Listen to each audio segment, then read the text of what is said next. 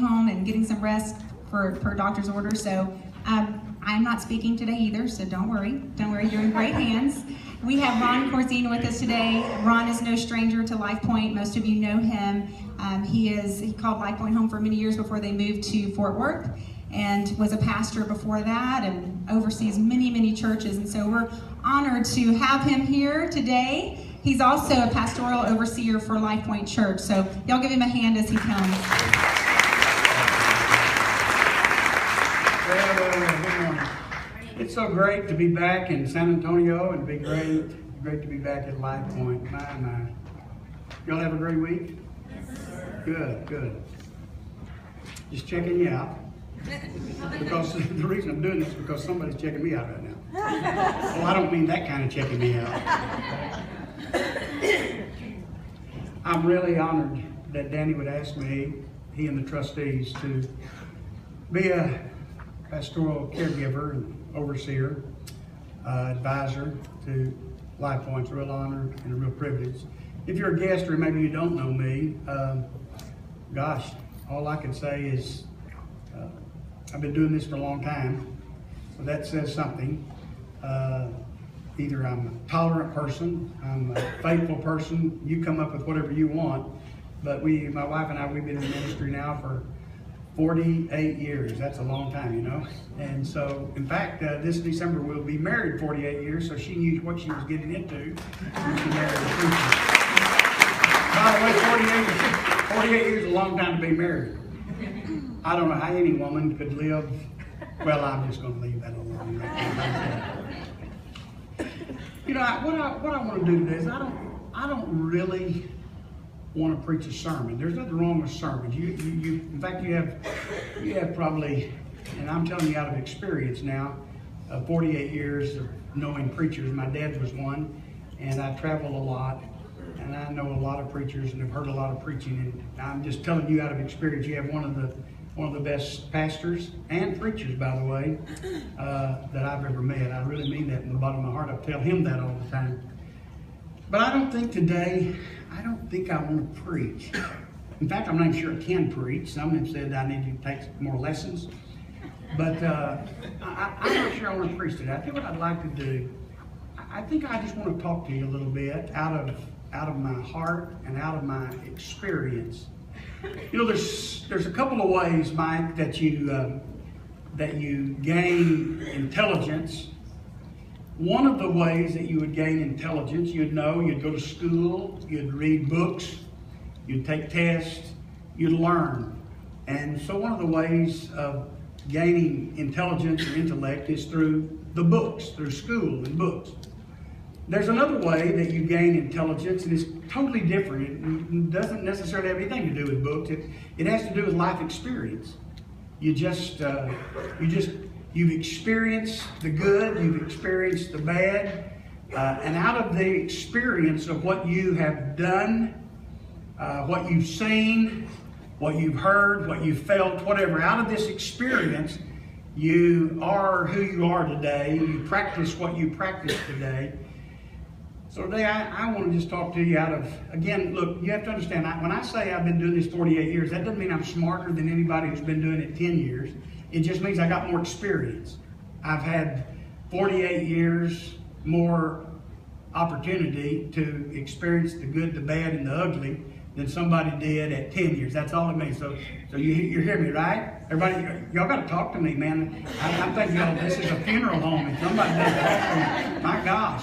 And so, you understand what I'm saying, right? Yeah. I'm not saying I'm smarter. I'm just saying I got 48 years of experience, that things that I've been able to put into practice, things that have worked, and I still practice, and there's some things that didn't work.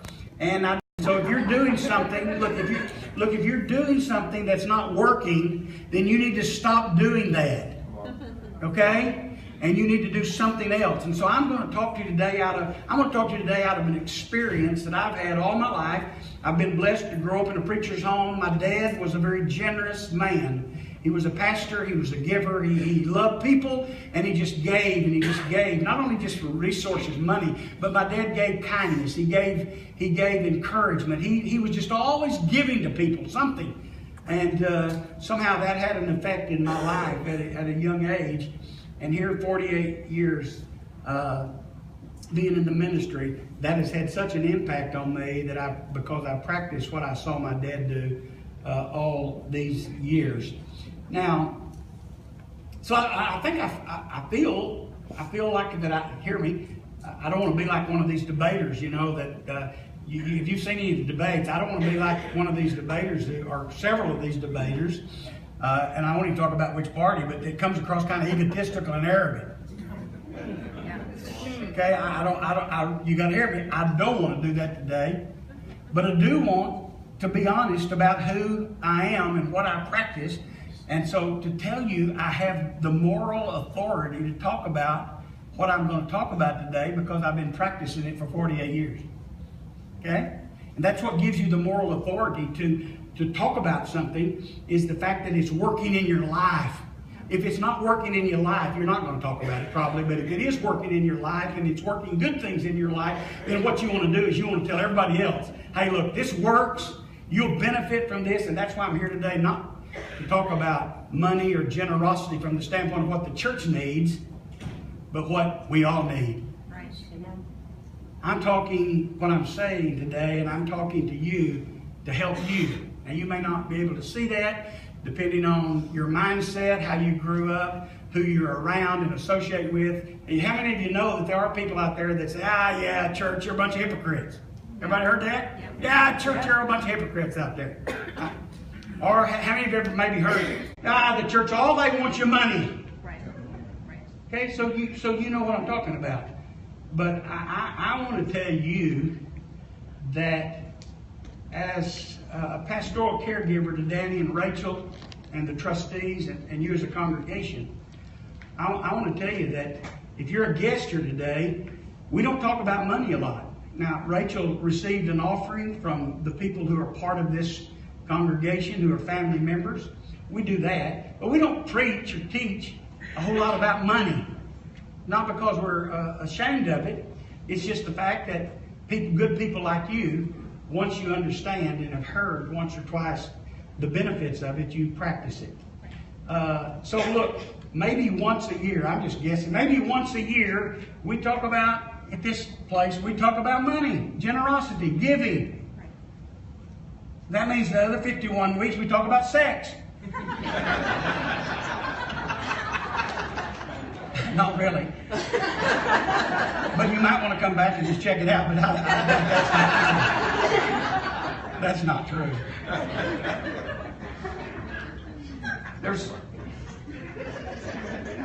You can just about learn anything on Google. How did we live without Google? I Googled, and here's what I found. The top 5 fears in America. The top 5 fears that Americans have. Number 5 is the fear of death.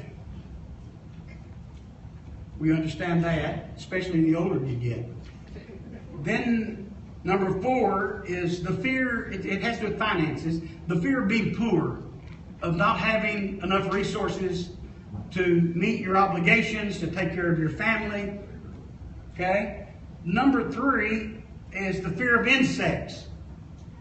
Okay? That's why women scream, when they see a cockroach or something like that. There's a fear of insects. Number 4, there's the fear of heights. People are afraid of high places. And of course, the number 1 fear would be Donald Trump's hair. But that's only because I'm jealous, right? No, really. The number 1 fear is that of public speaking. Wow, think about it. People would rather be dead than to give a little talk. And here I am today,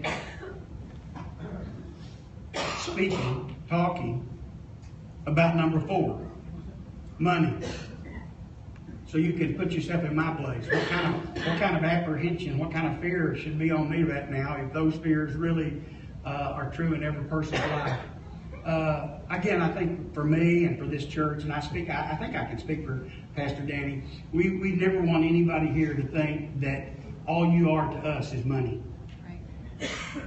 That's so far from the truth of the man I know who leads this church and the trustees who also follow him.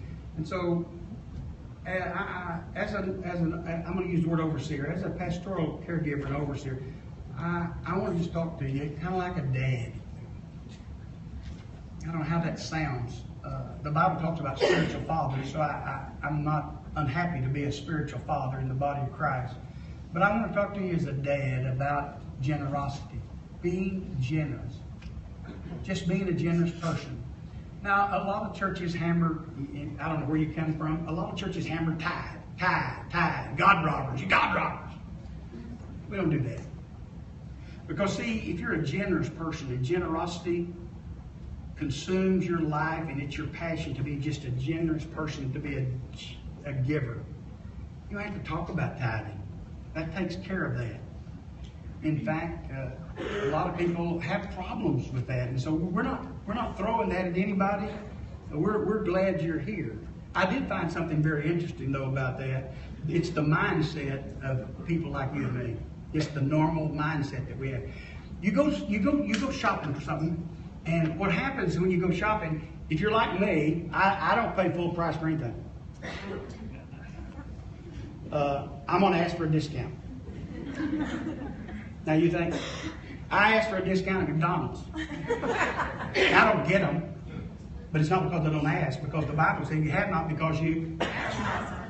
So I ask. So if I go shopping for a piece of furniture at Haverty's or Lax or whatever, I'm going to ask, what's the bottom price on this? How much? What's a discount? And I find this very interesting about the way we think sometimes. I have people say, well, you know what? Then what we'll do, we'll give you 10%. And here's what the normal person like you and me who asks for discounts say. 10%? That's nothing. 10% is nothing. It's nothing as long as you're on the receiving end. But you get to church and somebody mentions 10%, which we're not going to do today. No, we're not. Because we're talking about generosity. But I'm making a point with an illustration. 10% was nothing when you wanted a discount. You wanted 20 or 30 or 40. 10% is nothing. Except when we get to church. And then 10% becomes a whole lot of money. Huh? So, here's what happens. If you become a generous person, it's going to take care of every aspect of your life that will enhance your life and produce a quality of life that everybody in this room wants. There's a quality of life that everybody wants, and I'm telling you, there's only one way I know of to get that quality of life, and it's through generosity. You're either a generous person or you're not. Now look, if you're not generous, you tend to be a little stingy. Now look, no accusations, right? Y'all still with me? Yeah. I saw 3 people leave just a while ago. Look, he'll be back next week. I'm telling you, the man will be back. Just a few more minutes here. If you're not generous, then there's a quality of life that you cannot have. I'm just telling you.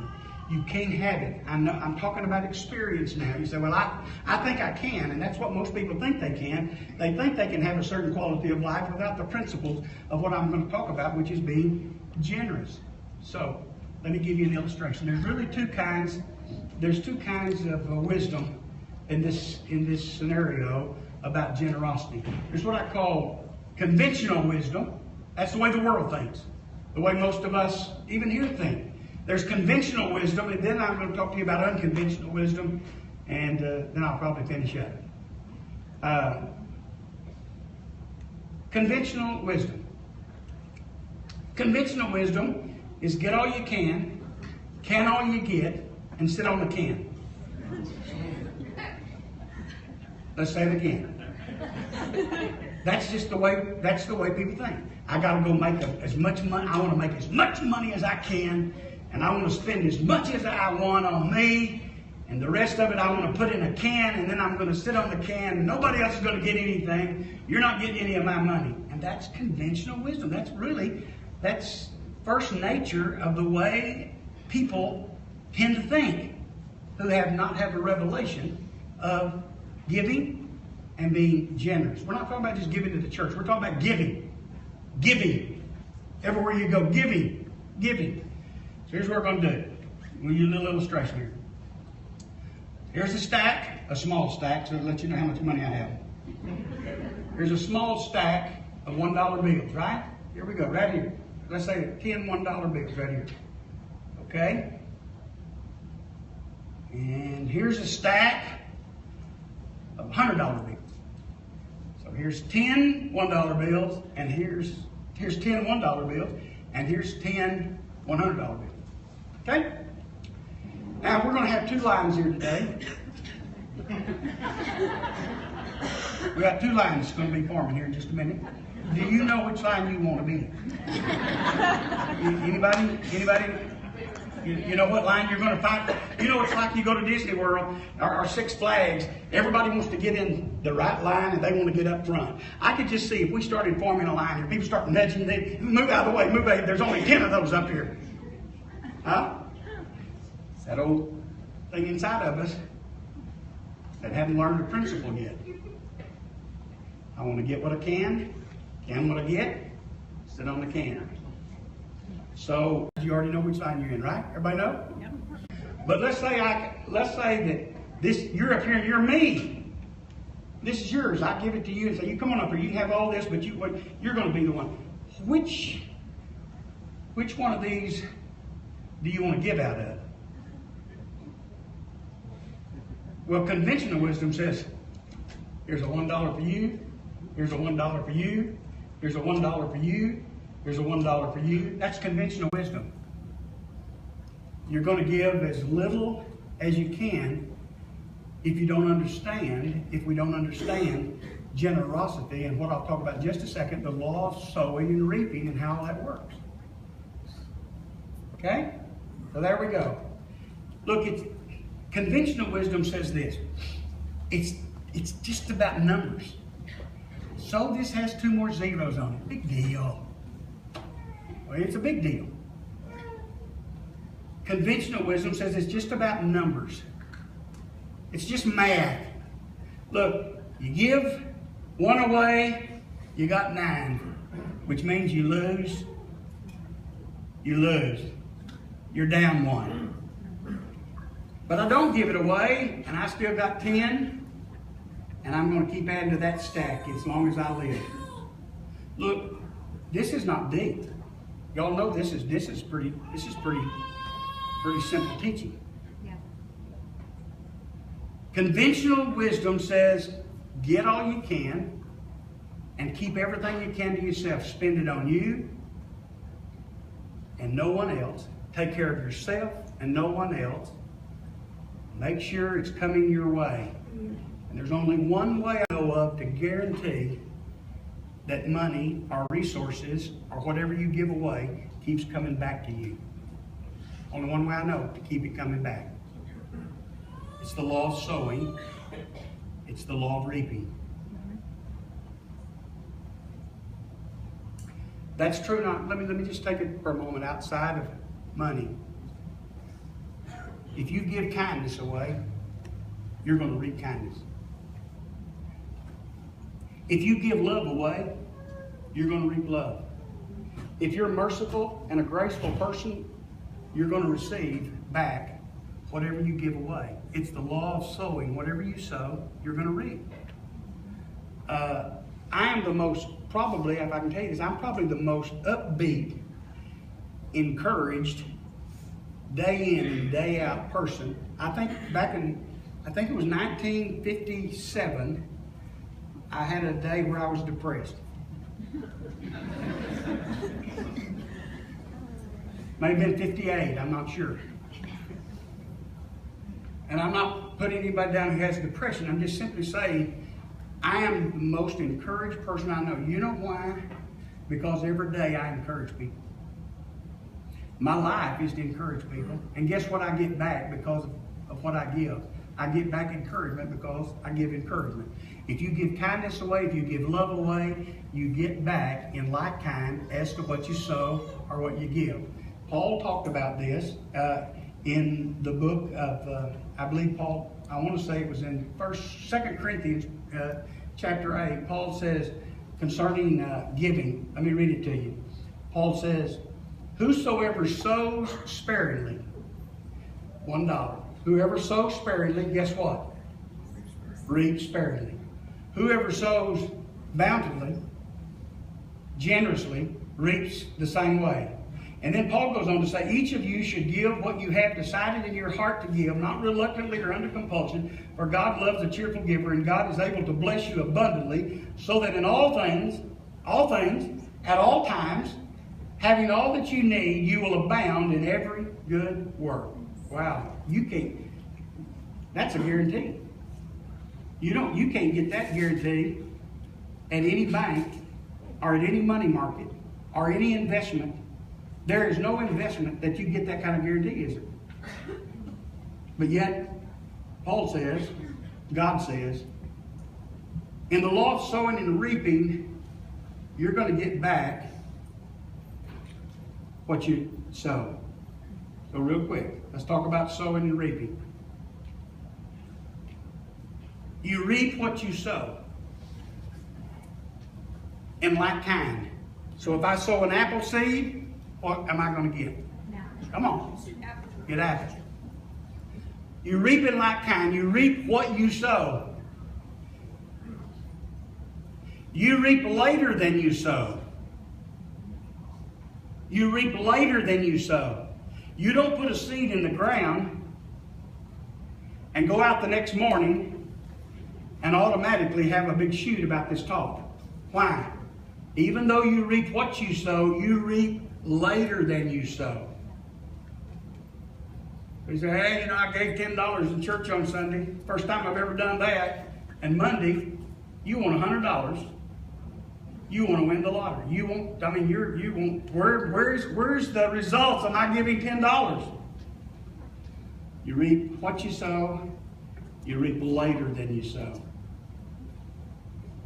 I discovered years ago that I didn't want to reap occasionally. I wanted to reap every day. How about you? Would you like to get something? I know we're not just talking money now. We got to see it all. I want to reap every day. A cotton farmer puts cotton seed in the ground, and guess what? 4 months later, he's got cotton. People say, but I don't think you ought to give expecting to receive. Well, you crazy. You think a farmer is going to work that ground and invest all that money and time and put a seed in the ground and go back to the house and say to his wife, I'm not really expecting anything. When I sow, I expect to reap. I don't know where it's going to come from. I have no expectations of where it can come from, but I know God is the one who enables and causes us to reap. My job is to sow. His job is to make sure that I reap. So guess what? I discovered years ago, I want to reap every day. I don't want to just reap once a month. At the end of the month when it's bill time, I want to reap every day. If you'd be honest, you'd say the same thing. Man, I'd like something coming my way. It's not always money. Sometimes somebody will give you something that's worth money. You spent $10. You had to spend $100 to get your car fixed, but it really would have cost $1,000. But because a friend, mechanic, knew you, he fixed your car for $100 when it would normally take $1,000. You say, well, that's nothing. It is. It's $900. Huh? Y'all still with me? You reap later than you sow. So guess what? If I want to sow every day, guess what I got to do every day? If I want to reap every day, I got to do what every day? Every day, every day, every day. A generous person. I'm looking to give something away. I mean, right now, I'm wanting to give $100 away. Right now, I don't even know where I'd even begin to give it.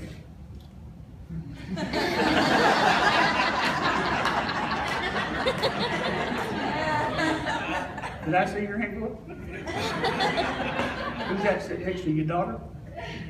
That's your daughter? Who is that? Your girlfriend, huh? Y'all ever gonna get married? Huh?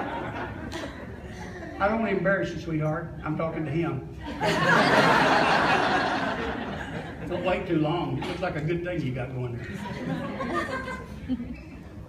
Come here.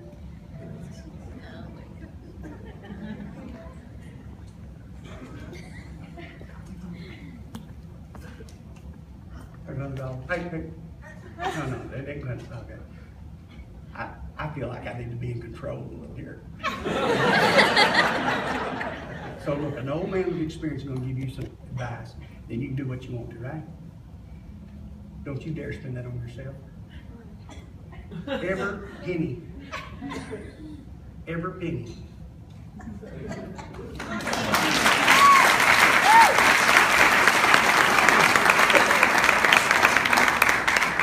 Now, you want to reap on a daily basis, you reap later than you sow. Now, I don't know. See, I'm expecting all the time. I live with expectancy. I don't know whether it'll be today or tomorrow. I'll reap what I just sowed. But I have confidence because I've been practicing this for, gosh, a long time. I have confidence it's going to come back. So where you're anxious about your money, I understand anxiety. I've been there. I understand anxiety about money. But where you're anxious about your money and where it's going to come from, I'm not. And it's not because I have a lot of money. I do have more than I had 30 years ago. But I didn't get it by stealing it.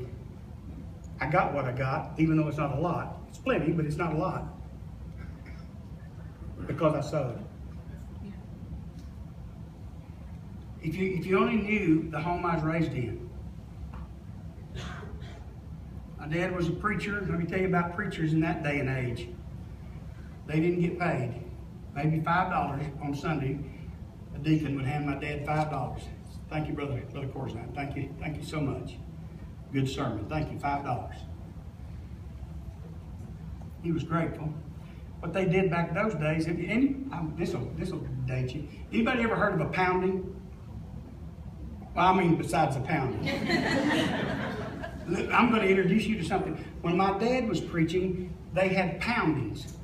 And here's what a pounding was. I don't know how they had ever got that name. What they would do on Sunday, because the preacher was only going to get $5, they'd set a box in the entry of the church, a box, and people that would come were already trained to bring 5 pounds of sugar or some flour or a couple of canned goods, and they would bring from their house, everybody would bring a canned good or two, or some flour or sugar or whatever, and they'd put it in the box, and the preacher, that's what he could take home to live off of this week. Called a pounding. Now, sounds like I'm telling you a sad story, isn't it? You'd think I was running for some office or something. I'm trying to let you know that I wasn't born with a gold or silver spoon in my mouth.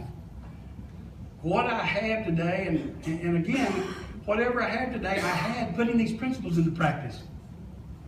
I heard the truth and I saw my daddy practice the truth. And here's what happens. When you hear the truth and you practice the truth, then you get the results of the truth that you heard and practiced. This is not going to do anybody any good. What I'm saying today, you walk out and say, well, that was very entertaining, wasn't it? You see, that dude had a good-looking woman and he got $100 to spend on her. That's all you're going to leave here thinking, oh, man. But one person could leave here changed today because they heard something, they believed it, and they started practicing it. You start small. You don't wait. Look, let me just give you an example. You don't wait till you get a lot of money to start practicing generosity. Let me tell you, it's harder for most people to give away $100 than it is $1. Just sense, common sense. Look, there's a lot that you can do with $1,000, right? Most of you, could most of you use $1,000? I ain't giving it to you, okay? Well, I might. I don't know what happens. I don't know what happens inside of here. I say I'm not. That's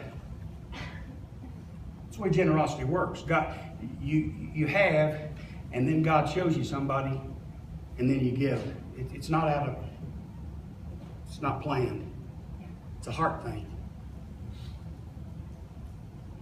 teach your children with a quarter, with $1, with $2. Because it's the more money, the bigger it's people our age, we say, well, I could use $1,000. In fact, I could use $100. And it's harder, I'm just telling you, it's harder to start giving with $1,000 or $100. It's harder than it is to start giving with $1. So guess what, when I was a teenager, maybe the higher teens, 19, I would get 7 $1 bills after I got paid. I'd get 7 $1 bills and put them in my billfold. And all those 7 $1 were for 7 $1 bills. Every day, I'd give somebody $1. I just walk through life and I'd see somebody and I'd say, I'm gonna give him $1. Now you say, that is so stupid. I've never seen anything as stupid in all my life. That's okay, go ahead and call me stupid, I don't care. I got a habit of sowing. Call it a habit, it was a habit. Every day. Now we moved now, the older you get and you learn this principle, it moves from $1 maybe to 5. Every day, we're still talking money, but I don't forget kindness and love and mercy and grace. Don't forget these other things, but we're talking like kind. And most of us, whether we want to admit it or not, need money. If you tell me you never think about money, you don't need any money, I'll tell you, I won't tell you that. We reap what we sow in kind. It's the close here. We reap what we sow in kind, we reap later than we sow. You start doing it every day. Give something away. And then, last of all, you reap more than you sow. You put one little apple seed in the ground, one little orange seed in the ground, you get an orange tree and you get oranges that has a lot of seeds in them. So you reap more. You reap more than you sow. That'd be a different sermon. That could also be about sin.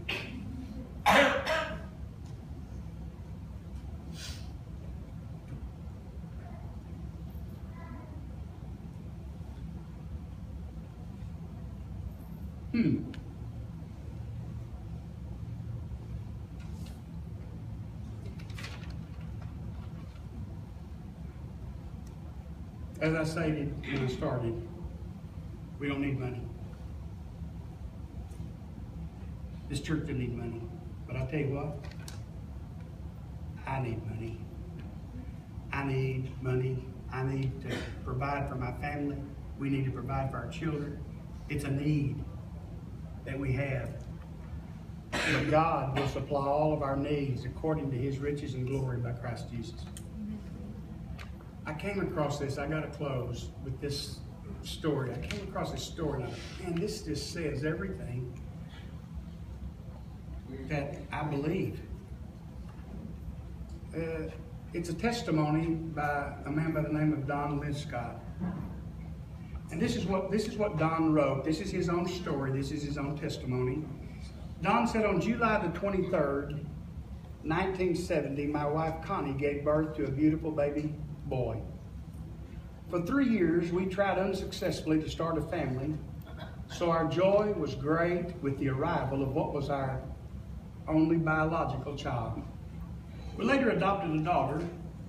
Lance was born before it was acceptable for the father to be present in the delivery room, a fact for which I have ever always been grateful. I waited in the hallway, Don said, just outside the delivery room, and at precisely 4:13 p.m., I heard a sound I'll never forget. Lance's first cry. The nurse emerged with a smile, and she said, you have a baby boy. I casually responded, yes, I know. I never doubted that we would one day have a son. I could hardly wait to get Connie and Lance out of the hospital and back home so I could get my hands all over them. The wonderful glow of fatherhood was soon dimmed when I was asked to visit the business office of the hospital. They wanted me to pay for Lance. In fact, it seemed to me that my wife and child might be held ransom or hostage until the hospital bill was settled. So I wrote the check paying all the hospital expenses in full, freed my family. We made our escape. The check turned out to be only the first of hundreds, maybe thousands, I would write on Lance's behalf. Children are expensive. Children are expensive. There was formula, all kinds of food, diapers, doctor's visits, vaccinations, all these things to assault our banking account. Clothes were a constant drain. Just about the time we built a great wardrobe for the kid, he'd grow, forcing us to start all over again. As his age and size increased, so did the expenses. Soon it was a baseball glove, Nike shoes, and uniforms. There were glasses for his eyes and braces for his teeth. And then disaster struck. Lance became a teenager. Now it was cars and dates and name brand clothes. Then came college. Lance always wanted to be an architect. Seemed to me that he'd be in school until he was 42 years old. Expenses soared.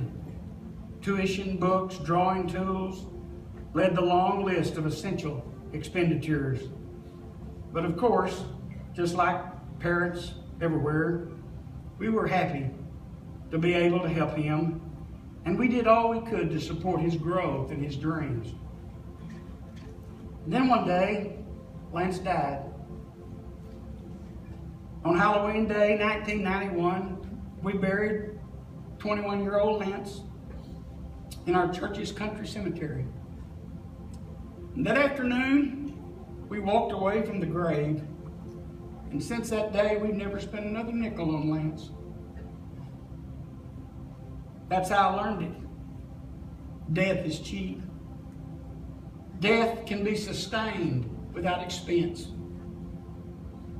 It's the living that's costly. It's growth that's expensive. Our dreams, our visions, our hopes, they all require faith. They all require sacrifice. Death doesn't require sacrifice. Don said, that's why I'll always belong to a church that needs money. Because it'll be the kind of church that is alive, not a dead church. It'll be a vibrant church. It'll be a growing church. It'll be a passionate church. And when I give to that kind of a church, I get back in like kind for my life and my family. That's what I sow into. So the nature and character of a church like this, where there's love and life and joy and freedom, when I sow into this church that's so full of life, guess what happens? I get back like kind of what I sowed into. Nah, we don't need your money. We don't need your money. But I'm telling you what, this is the kind of church I'm going to belong to. This is the kind of church I'm going to sow into, besides all the other giving I do day in and day out as I travel through life, as I go to the mall, as I'm in my neighborhood, community, at school, wherever. I'm sowing, I'm giving, I want to be generous. But when it comes to Sunday, I want a church that's full of life so that I can sow and give and be generous into that as well. Won't you stand to your feet? I challenge somebody today to hear what the Word of God, to hear the truth of a man's experience, and the Bible will bear it out every time and put it into practice. You can start small. It doesn't have to be big. Start small, but do it regularly. Commit, I'm going to do it regularly. I'm going to try what that old man said. I'm going to give $1 a day away. I'm going to look at somebody give $1 to. It'll embarrass you sometimes when you feel like you're supposed to give $1 to a CEO of a corporation. It's not about him. It's about what God wants to do for you and me. Father, in the name of Jesus, I pray for every person in this room, for anyone who may be present under the sound of my voice, and they've never committed their heart and life to Jesus Christ, I pray that they'll begin there by giving their life to Jesus. Committing their family to Jesus. Committing their future to Jesus. Let them begin there. And then, Father, I pray that you would give them understanding and revelation of what they've heard, and then a passion, a stirring in their heart to put it into practice so that their family and their future will have good success. I bless these people, Father. I bless them. I know you blessed them, but Father, I agree with you. They are a blessed people, and more blessings are coming their way. Would you just stretch your hands toward heaven as I bless you? May the Lord bless you. Oh, I want to bless you. May the Lord bless you. May the Lord keep you. May the Lord make his face to shine upon you. May the Lord be gracious to you in all that you do and everywhere you go. May God's grace and God's favor and God's kindness and God's healing and God's health and God's prosperity be yours as you walk in his ways. Be blessed in the name of the Father, the Son, and the Holy Spirit. God bless you. Have a wonderful, wonderful week as you go. Pastor Danny will be back next week.